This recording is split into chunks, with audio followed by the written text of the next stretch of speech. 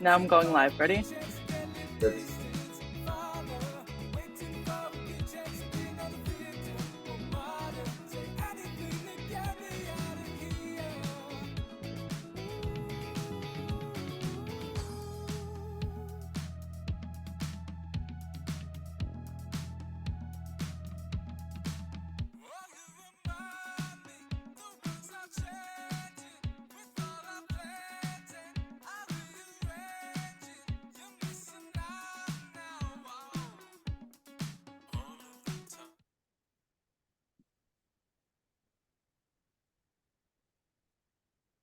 Good morning, everyone.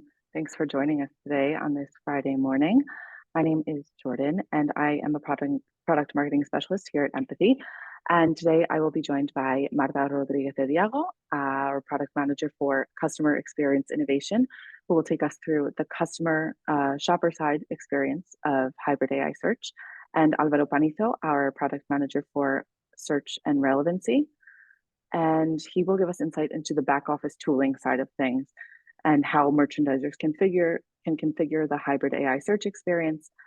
And we will also hear from our Chief Experience Officer, Borja Santaolalla. So whether you're wondering why hybrid AI search is important, or whether you know and you're just not sure how to implement it in your e-commerce store, then this session is for you either way. So let's see. We know that the way that we search has changed, right? Because our expectations have changed, and it's probably something that you've noticed as a shopper. So because the way that we expect search to respond and the way that we think about it has changed, brands have to change too, right? So it's not just about products anymore. Shoppers are looking to be understood and respected and make sure that their data is protected. And in order to do that and connect with brands, the brands really have to be able to express their values. And that can be done through search. So, Marta, take it away. Yeah, thanks, Jordan. So yes, as you were saying, the way we interact with search engines and, well, technology in general is changing. So now with AI, we can use a more natural language when shopping online, something closer to the way we communicate with each other. So let me show you how, and let me share my screen. Yeah, I think you can see my screen now. So yeah, let's say that I'm a customer buying groceries online and I want to make, I don't know, tacos, for example. So if I want to make tacos, I would usually have to be looking for tortillas, then something like cheese, and so on. So this is what we call a keyword search. And this way I would probably forget something at the end. So let's approach it in a different way. What happens is if I just search for something like, I want to make some Mexican tacos. This is a natural language phrase. So as you can see, I do not get any products matching the query, but I do get to this new view where I can explore suggestions based on my natural language query, like taco shells, or this one, shredded Mexican cheese, taco sauce, which for me at least is a much more natural way to buy and closer to buying in a physical store. And we could go even further, asking, for example, for recommendation. So a complex natural language query might sound something like sugarless snacks for kids, for birthdays, let's say. So in this example, I only get one matching result, but the power of AI-heavy search allows me to have more recommendations. So my search and my journey as a customer would continue and not end in just that one product. And this is what intelligent search looks like. And finally, let's try for a difficult one. But before, let me ask you something. What if the search could understand not just my language, but also my intention and act accordingly? Let me explain myself. Let's think of a query like what to cook with avocado. And of course, any human will understand that probably I do not want avocado results, but the opposite, that I have leftover avocados at home and I want to know what to do with them. So let's see what happens if I type that query. What to cook with avocado. So, wow, as I was saying, I do not get product results. I do get recipe results because the AI search has understood what I really needed, and this is awesome. Now I can move between the suggested recipes and the products of the online shop, buying the ingredients that I need. For example, shrimps for this first recipe that I have here. And this improves so much the customer experience. But of course, all of this needs controls, and we can also provide them. Through the instant managed controls, we can change, for example, the number of items per carousel. Maybe we don't want 12 results, maybe we just want 6 results. Or even or changing the number of carousels. Maybe we want, instead of 5, we want 3 carousels. We would head moving back to our first query, something like this. So it will stop at Mexican cheese. Or even disable these options by setting the number of carousels to 0, giving the merchandisers full control over what the customer sees. And until now, we have seen how hybrid AI search can be used to power up natural language queries. But among the many possibilities offered, it can also be applied to improve keyword searches. And my coworker is going to show you how. So, Álvaro, all yours. Thank you, Marta. Thank you. Nice, awesome. Yeah, really. I'm not sure if we are really yet there in the way that we communicate with search bars. That this example showed really good how these technologies really understand the semantic intent of the queries, and it's awesome because we can apply this to other use cases. Marta really could show you how to quickly and through our Playboard back office tool, we can switch on and switch off this semantic and hybrid AI search for some scenarios like the no results or low results scenarios, but how we can apply this to other use cases. What happens if I have a lot of results? What if I search for example, baby food? In this case, I have more than 150 results, but we see that the relevance is a bit strange. I have some vegetables in the top. So let's try to understand what's happening in this query, because I can assure you that Marta and me work a lot in the setup, so the relevancy criteria should be kind of good.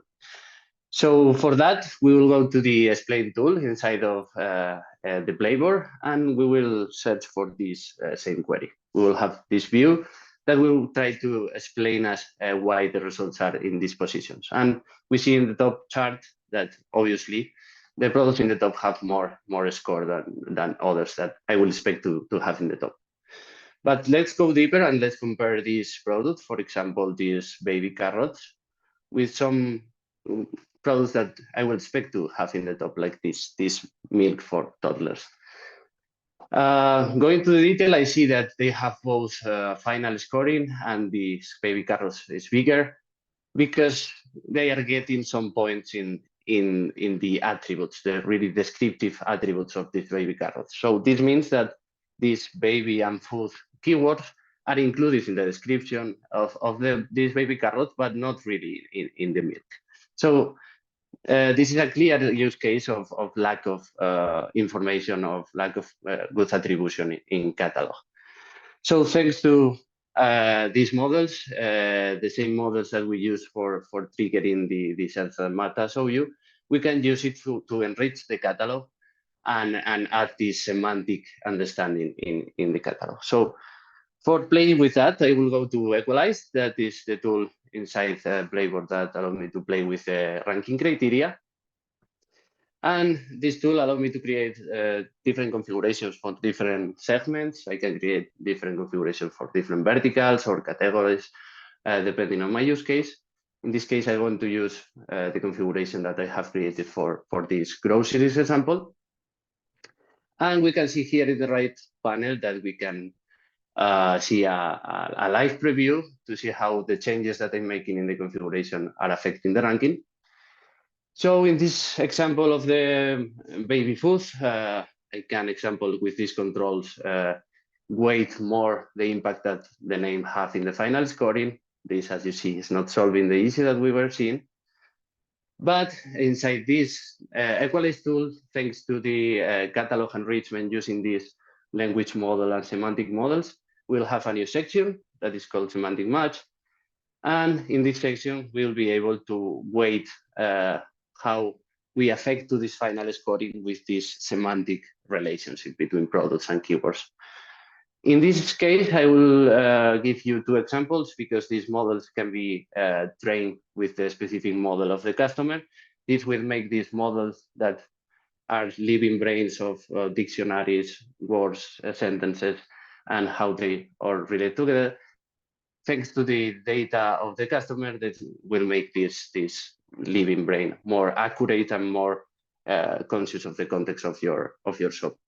So let's give power to this semantic relationship in this case for the final scoring, and we see that using these new relationships that we have created with this catalog enrichment, we will have more food, baby meals, and even other items related with food.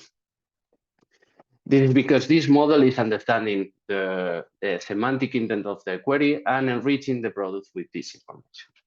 If we use a more generic model, in this case, the foundational model that is not using the specific data of this customer, we'll see that also we can affect a lot the relevancy, and in this case, we will see more baby-related stuff, since the understanding of the model is not that good for the specific use case.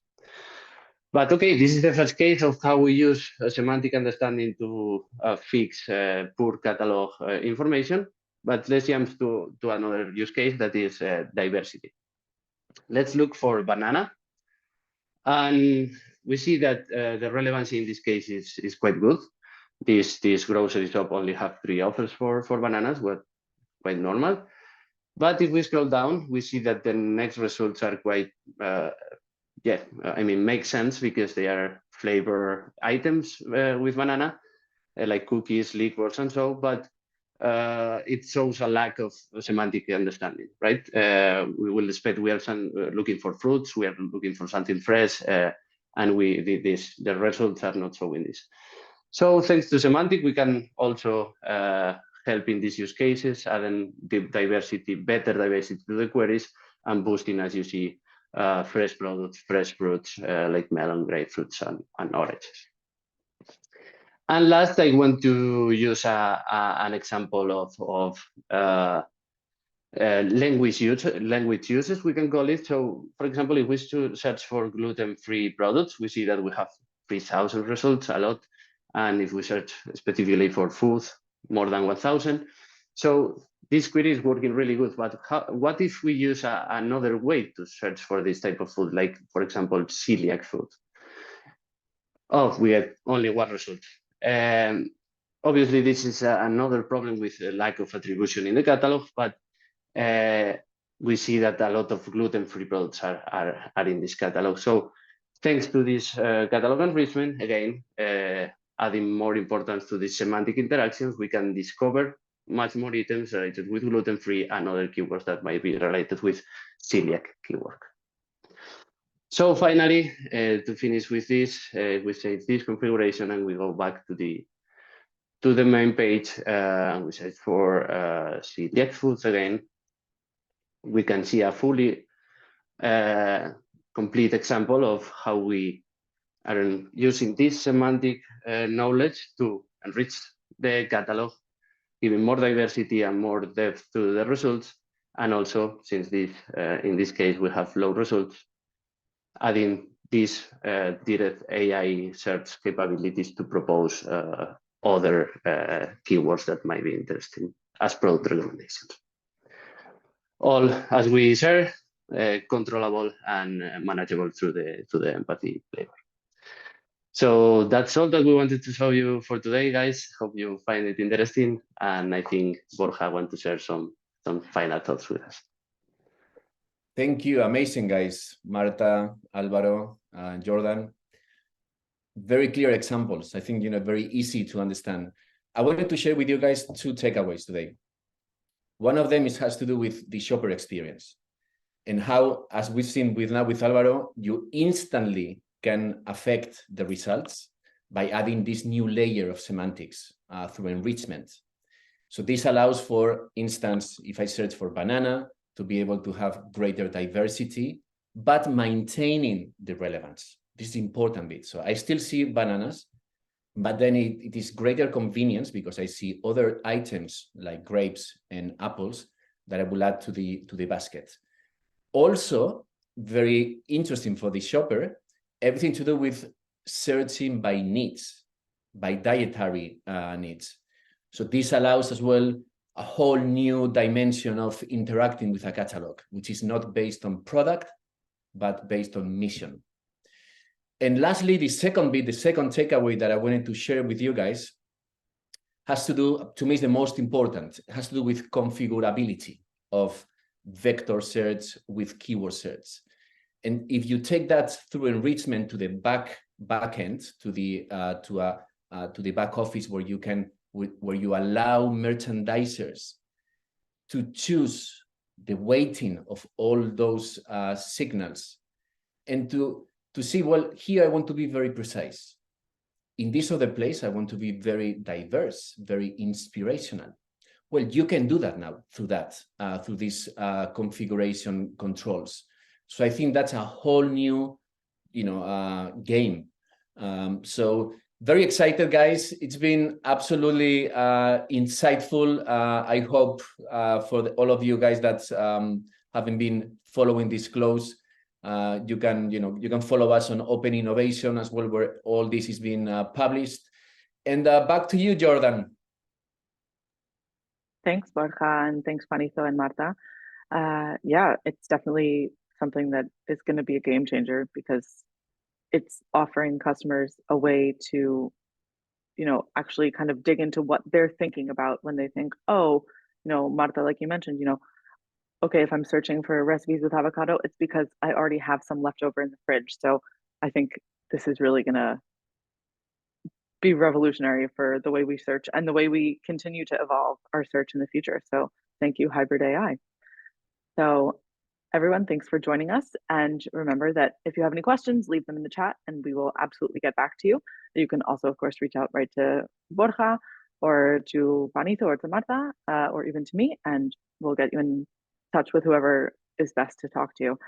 And stay tuned, because of course we will be back next Friday.